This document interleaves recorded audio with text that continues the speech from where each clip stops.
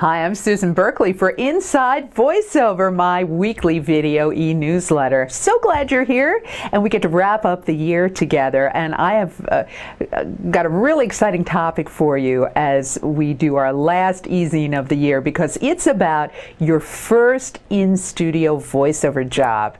Hey, that's something to really aspire to in the year ahead. A lot of times you're working from home, but one day somebody's going to want you to go into a real studio to record a voiceover session. It is so exciting. You'll be there with an audio engineer and maybe the client. You know, it's just really, nothing tops it. It's showtime.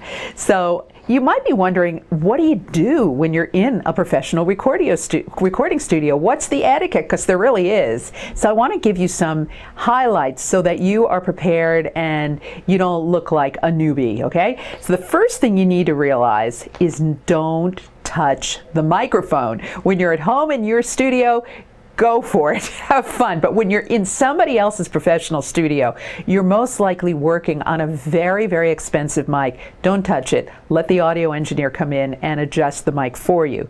The second is how to set levels. So when you get into the voice booth, the engineer is going to ask you to set a level, to give a level. And what you do is you read the script the way you think it should be read. Don't say testing 1, 2, 3 and never tap on the mic.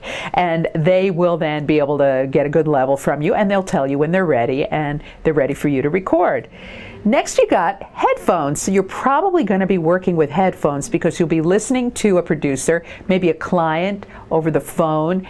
So you really do need to know what to do with the headphones. I don't put my headphones on my ears until they set the level, because there could be feedback that can damage your hearing. And I love to work with one ear off so that I'm not listening to myself. I can perform better that way. So that's another tip.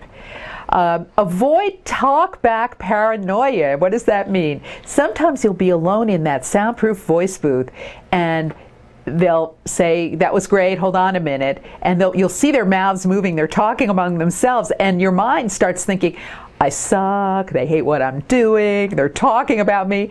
What they're really doing is ordering lunch. So it's not about you. Don't get paranoid where they leave you in silence for a while in the studio. Hey, a great place to get started is with a voice assessment here at the Great Voice Company. If you go to greatvoice.com, you'll see all of the information, or you can just give us a call at 800-333-8108. It is the pathway to making 2014 your best year ever in voiceover. Hope to see you there. And I will be back next week in the new year with more Inside Voiceover.